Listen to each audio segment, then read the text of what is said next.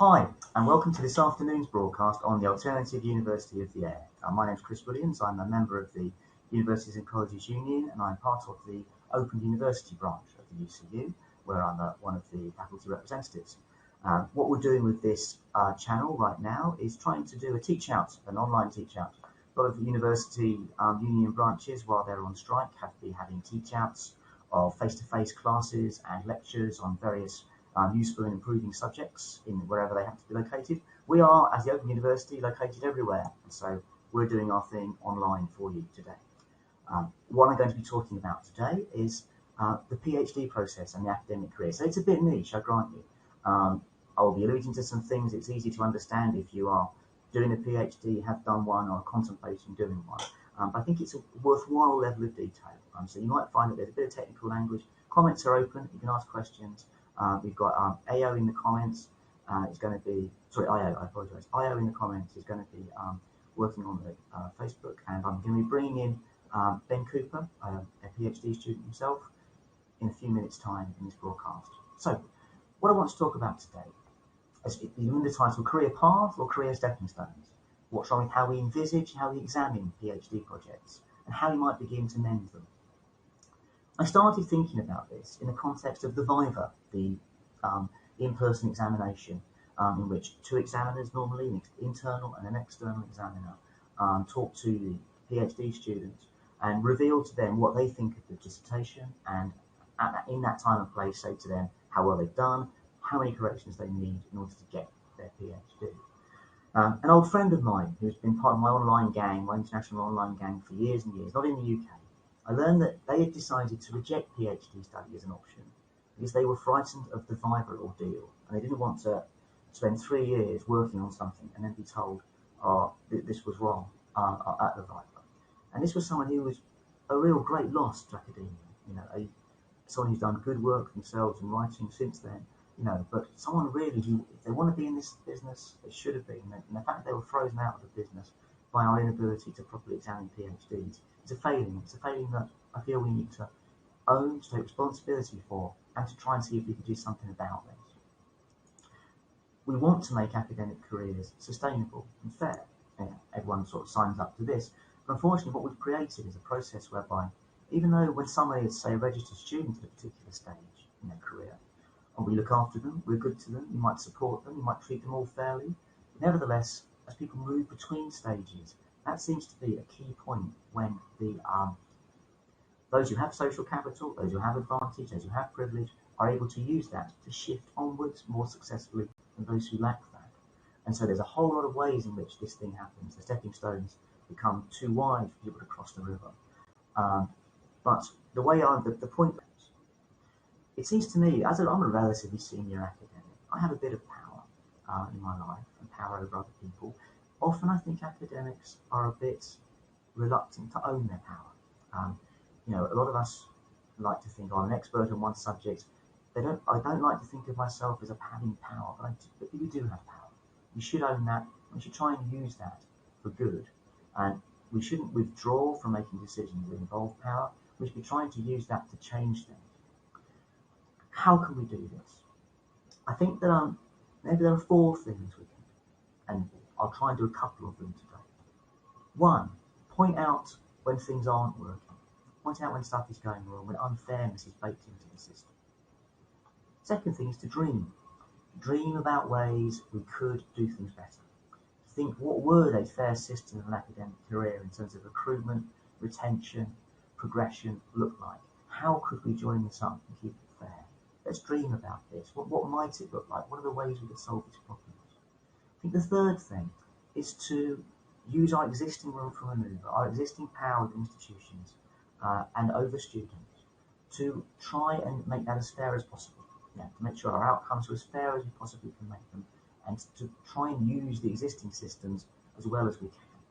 But I think the fourth thing is about transformation, to modify the structures when they come up for review or in between times, to try and see if we can get the results of our dreams about what the fair system would look like, match them against the structures we currently have, and see how we can bridge these gaps, modify the structures to create more of a joined up process. And next time something comes up for review in your department, make sure you're on the committee, do something about it. we can exercise power in this. We're the ones who often end up getting sign-off, and we should use that, I think. But today, I think it's going to be a conversation about pointing out structural failings and dreaming how it could be. And strikes are a really good time for this. It allows employees to justify about why we think our role is important. Strikes connect people within and between institutions. We're all in this together. It allows us to lift our heads up from our own subjects and institutions and to compare these with other places. And we can meet on picket lines where we're working together on an equal basis. We can meet people in all stages of academic careers, and we can see and know them as comrades.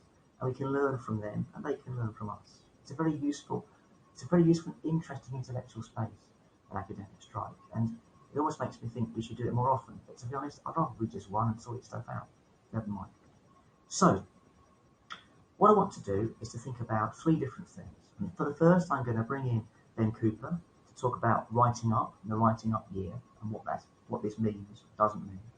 Secondly, I want to talk to you a bit about what I think about the Viva process itself, ways we could and shouldn't perhaps muck around with it, and found out about in his generation. There's a generational shift. I think people like me who got their PhDs in the 90s, we don't appreciate often how things are radically different, not just in academia, but in society around that. So things like the ability to make rent and the necessity to make rent is now far more important than it was when you got our PhDs. We can't read our experience back. We have to be talking to the people who are doing it now to find out what we can learn from them, their experience. So, fourthly, I will then kind of summarise a few things like what we might want to do, the spaces we want to move in, the opportunities we could look for to see if we can dream a better world and a fairer world into place. So, what I'm going to do now with my magic telephone is to say, Ben, would you like to ring me up? And then you can talk about what you managed to learn in the last few weeks when you started talking on Twitter about the writing up year. This is landline technology, more than 140 years old now.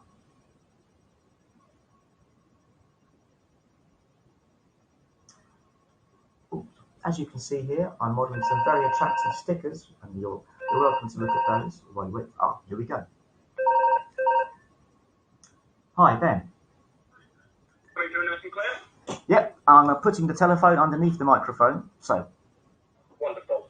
So yeah, I'm going to talk a little bit about, so to set the background for myself, I am a PhD student who's just finished my third year. I'm going into a year of write-up.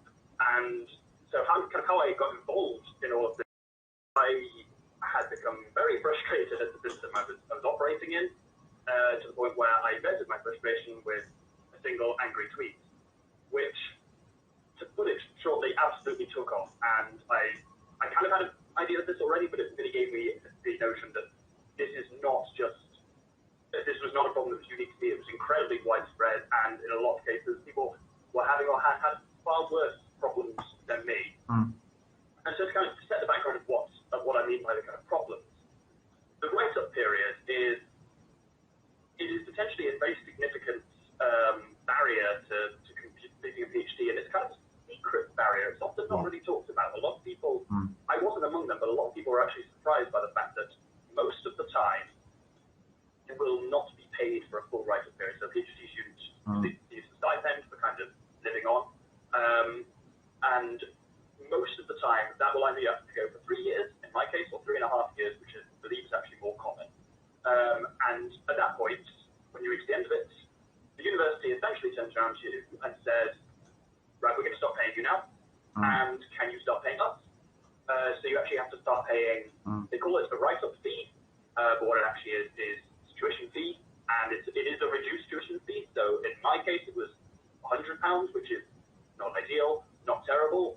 From speaking to people on Twitter, it can range up to £1,000, and can be very kind of problematic. And it was interesting what you were saying earlier about this being a generational divide. Just earlier, I was talking to my own father, who got his PhD in 1992 and had never heard of even the concept of a write-up fee. It's the complete new innovation for our generation. And what makes this a kind of double whammy, which I was particularly annoyed about, is the fact that most universities will have officially some form of restriction on what work you can do during your write-up period in terms of external work. So, for example, at my university, you can only do 8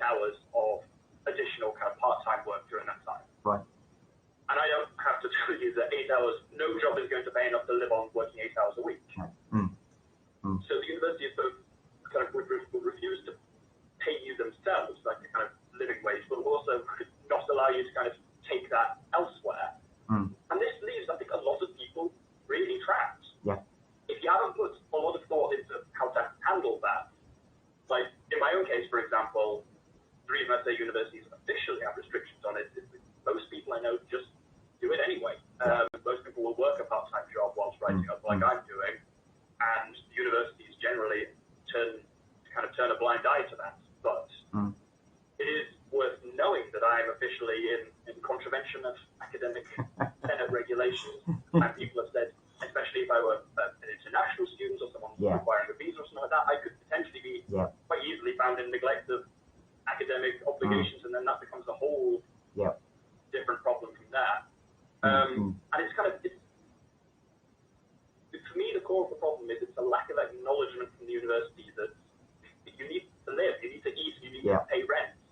And I kind of experienced it from both sides, from both kind of the university administrators and to a certain extent from my own supervisors, that they were trying to start discussions with me about how much is a fair amount for me to work on my job versus working and writing up. And I, to a certain extent, had to say to them, I'm sorry, this isn't up for debate. The amount of time I'm working is the amount I need to pay my bills, pay my rent, eat, and pay the other outstanding loan repayments I have. There is just a minimum amount that kind of I need to cover. And as a system, it therefore it has a presumption of like external support. One person I spoke to on Twitter said when they were told the university that they couldn't pay their, I think there's £600 or £700 write-up fee, but they were told by the university, it's slightly more formal words than this. Can't you just borrow it from your parents? Of course, that's providing a massive barrier to academia for a huge number of people. It's like, well, it'll be fine because surely everyone who goes into a PhD has wealthy middle-class parents, so it's not a problem. And it goes against the dialogue universities are trying to push about how they want universities to be, especially academia, to be fair and inclusive and stuff like that. Someone shared as well that the idea that it has real problems for people who have dependents, whether that's an elderly relative that you're caring for, whether it's childcare. It's all part of a fundamentally problematic assumption that PhD students are going to be people in their mid to late 20s who haven't started really a career yet, haven't got kids, haven't got dependents, and have got wealthy parents who can just bring this money from them, whether it's to pay the university fee itself or just to actually fund them during write-up. I know a lot of people move back in with their parents during that period to avoid having to pay rent, but for a lot of people that's not really an option. And the university the university as a whole, I understand that the logic for their restriction on working hours is to prevent people from not submitting a thesis, because that's, for a PhD, that's kind of the nightmare situation for the university if someone doesn't submit. And the ironic thing is, I think it's, if anything, not allowing someone to work during that time is actually far more likely to lead to non-submission, because the person's going to just really become disheartened and move away from the whole system. One thing I've discovered is, and this is in my own practice where I've got to put my hands up to it, the fact that senior and semi-senior academics conceive of a PhD project only very rarely as something that can be done in 3 years. Our kind of default expectation, when someone finishes inside 3 years, submits, this is, I'm a historian, so most of what I know is about arts and social sciences PhDs, but nevertheless, so even though it's a slightly different setup to a lot of STEM PhDs, someone submits on time, they finished. Isn't that amazing? That hardly ever happens. This is our fault. If we set up a system that only like 20% of students are submitting after 3 years, it's not the 80% of students' fault. It's our fault for having those expectations and then imposing them upon that population. Well, for us, it's so let's say us, that my background is in biology and neuroscience, so kind of one could argue the other end of the spectrum. And one of the things that was brought in to try and tackle this is the idea of a kind of a 4-year PhD. So you get these things called doctoral training programs. So you spend the first year doing these kinds of mini projects, you spend time in different labs, and then you settle on a lab and choose that for a kind of 3-year project. And the problem there is that's a 3-year PhD, but the first year that people say doesn't really help a great deal. Right. And then you don't have the issue of an unpaid write-up period or anything like that, but you do have the issue of, it's just the expectation is you spend your final year alongside still, at least in science, doing experiments and then writing up. It's much more of a kind of then you do the other. But it's expected you spend your final year writing up, because you have then, as alongside doing your experiments, because then at the end you have a pretty hard deadline if you need to submit that September, otherwise you're over the 4-year deadline and stuff starts becoming really problematic now. Yeah, because we've had, I mean, ESRC attempted to do a sort of move to all 1+3. AHRC kind of fudged it a bit. What we ended up doing, I think, with a lot of the research training, certainly in arts and social sciences, was putting one-size-fits-all research training into the first year, but still expecting a 3-year mono-subject research project worth of work at the end of the third year. So we were basically saying, you spent your first year doing this training, and then you've got 2 years in order to do 3 years work. So the expectations weren't altered. No, it just shifts the problem elsewhere, really. And the people on my kind of Twitter thread talked about how this is different in, say, America, where you have a lot longer period of a PhD. But then that has, again, it raises the different problem of no funding body funds someone for 7 years of a PhD, so it's expected that you work as a teacher for significant parts of that at a pay rate which is very, very much not in line with the level of work you're doing. And again, I think what's happened is that these norms were set up for a very different era. And they were set up for an era where rents were low. There was the fact that people could earn a lot more money from teaching, that it wasn't a sort of gag grindy and sort of conveyor belt as much as it is now. And also that there was also that expectation of that you can always fall back on your family money or your family connections. And so now the third thing is generally unspoken still, but I think the first two still apply. We set up these systems when you could get cheap rent. If you moved somewhere you didn't particularly like, you could stay somewhere pretty cheap.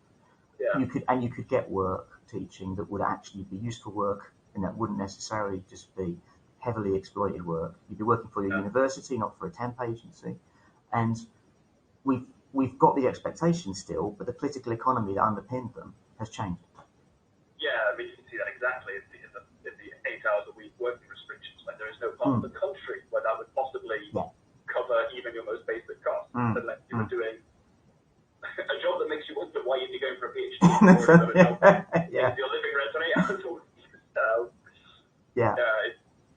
It's an interesting one. So someone put it really nicely, which they said, plenty of people can achieve PhDs while working kind of full time in the background while writing up. Is it ideal? No, but neither is financial insecurity. And I think that hit it kind of for me. But trying to juggle a PhD and other jobs I'm doing at the moment, it's not the most fun ever, but neither is sitting around not earning any money but still having outgoing costs. So you're essentially you're working for your PhD only because you're breaking this rule. Yeah, pretty much. If you're sticking to the rule, you wouldn't be doing it. Everyone will be.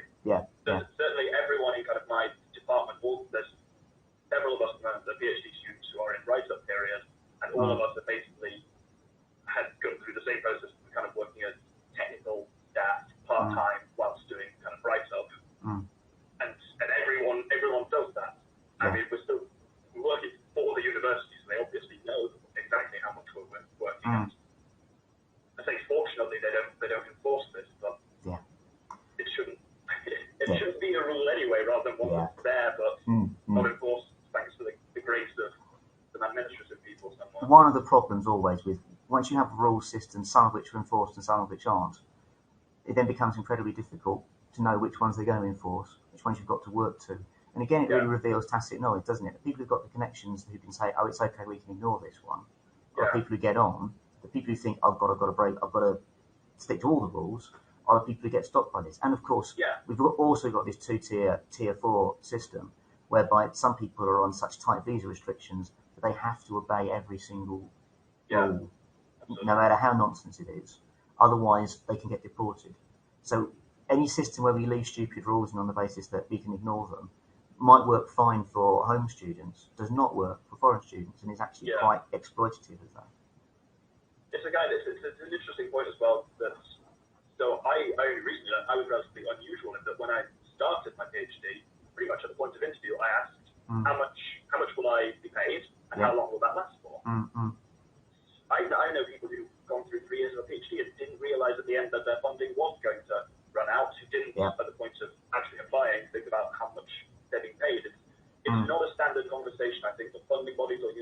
most supervisors have with prospective PhD students, and I think that's something that usually needs to change. Yeah, I think so. I think this is about power and honesty, isn't it? From the point of view of the supervisors have been rewarded for having as many PhD students as possible, and so it then becomes something that, to have the talk might mean you have fewer PhD students if you say to them, this is a realistic expectation of your career prospects. And therefore, if you're being rewarded as a potential supervisor for that, you've got to actually come out and think, well, if I'm being honest, I'm not going to get so many students. And again, it's a perverse incentive that marketisation drives us to. It doesn't mean we shouldn't call it out, because let's face it, the damage caused by having 6 rather than 8 PhD students is minor to a potential supervisor compared to setting people off on trajectories that are going to lead to them hitting a wall at the end, not properly informing them about that wall. Cheers, Ben. I'm gonna ring off now, but it's really handy to have that conversation. I'm just going to go for another minute, and I hope that we can All right. Hope we can re-spark this thing on Twitter as well and keep this conversation going. Definitely, between institutions. It's a really important one to have had and to continue having, as you say. Yeah, how well it fits alongside the goals of this current strike action. Yeah, I think so too. Great. Thanks a lot, Ben. Really good to talk to you. Bye for now.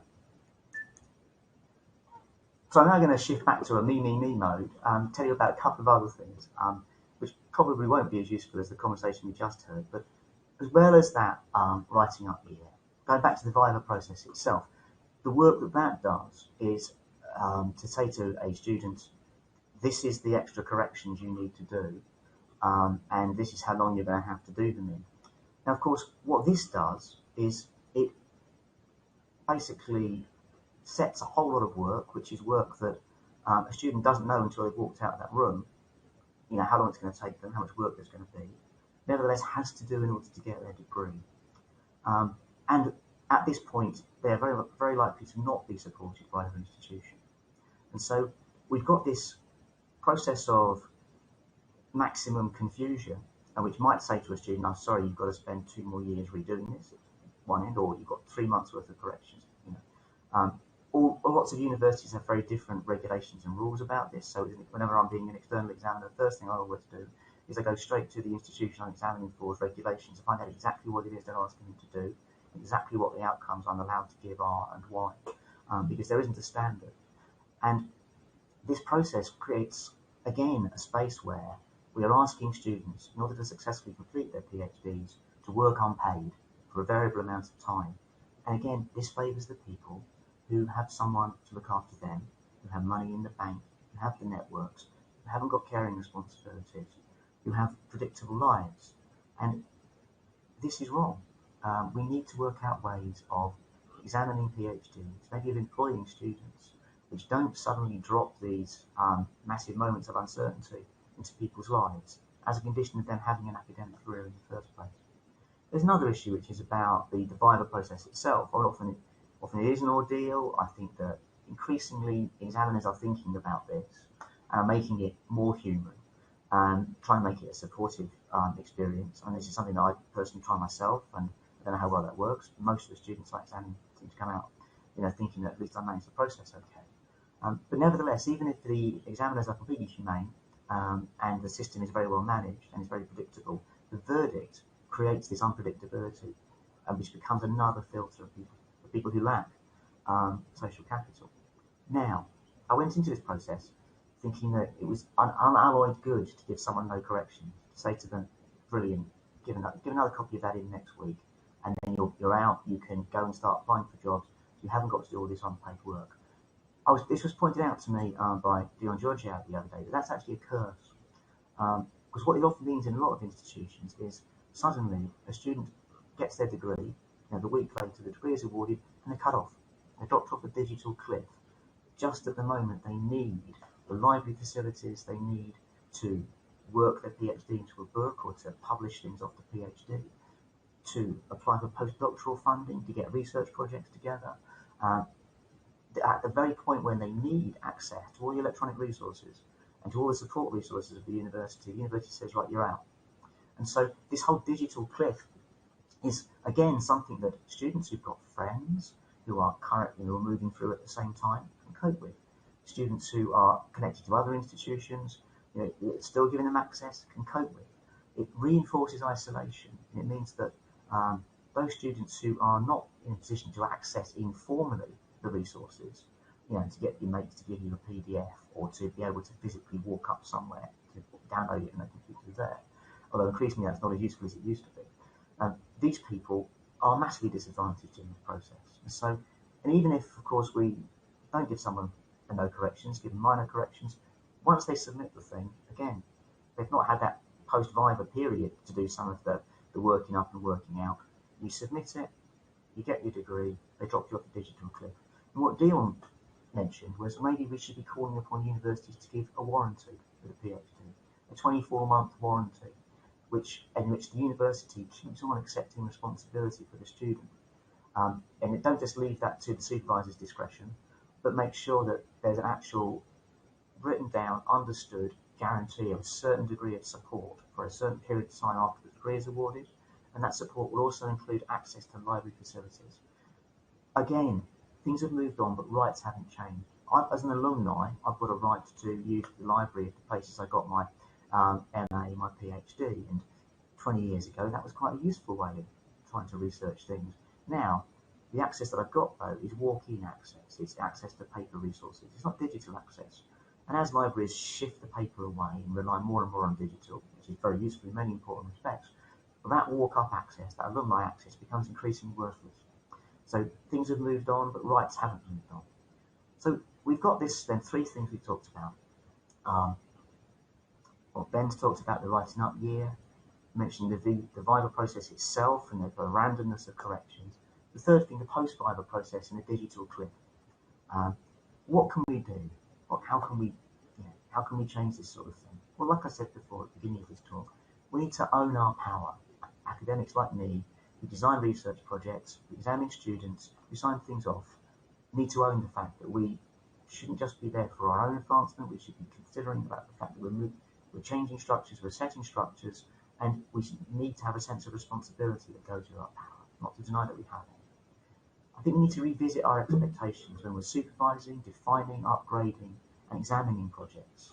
Now, as you mentioned earlier, the fact that we have a 3-year PhD funding model that hardly anyone completes in 3 years is a massive filter. It's a bad thing, and we need to sort that out. If we're going to actually expect something that lasts 4 years, we should pay for all 4 of those years. I think we also need to rewrite procedures whenever we can to make sure they're working fairly. So if you get a chance to go on the working group that is reconsidering your institution's regulations, get on that group. Say, is there a writing up fee? What's the structural effect of that fee? Why are we doing this? Are there limits on work during the writing up phase? What are those limits there for? Are they enforced? What about the disproportionate impact on Tier 4 students? I think as senior academics, we also need to help agitate for research students' rights and help research students when they're agitating for their own rights as well. We need to use the power we've got within institutions to point out that demands are reasonable, not to push them to the bottom of the agenda and hope they go away. The broader thing, I think, to try and work out is, does it all add up? Not just this process of moving from the PhD to further on in the career, but also, and a whole other issue which could do with many broadcasts on its own, moving to the PhD. How people, in order to successfully get on a PhD, need to pass another series of unsupported hurdles as well. And so it might be a fair admissions process, but who are the people coming into the admissions process? Who are the people who navigate it best? And who are the people who had access to resources, for example, when they're pushing their proposals together? I think we need to think about arenas of power, the way that unfairness manifests itself in society, often in terms of the gaps between fair processes. And therefore, as well as just owning that little process of our own, the process when we've got our research student, they arrive, we wave them off into the world, we say goodbye, we've got to reach out before and after those processes and see what the filters that are lurking there and take ownership of those. Because they are also part, perhaps the most important part, of the way that the academic career is structured right now, and we need to own them and make them fair. Students should need ability and dedication to get through to the process of being an independent researcher. They should have to have those. They shouldn't need, though, social capital, money in the bank, absence of care and responsibilities in order to do that. We should make sure that we're not setting up those as filters as well. And I think we currently are. We can do something about it. We can dream better, I think. Thank you for your attention. What you've just heard was a talk from the Alternative University of the Air. Stay on this channel and you'll hear some more going on. And I'd like to thank you for your attention once more. And thank you, I'm kind of hoping, for your support in our ongoing strike to try and make higher education a better, a fairer,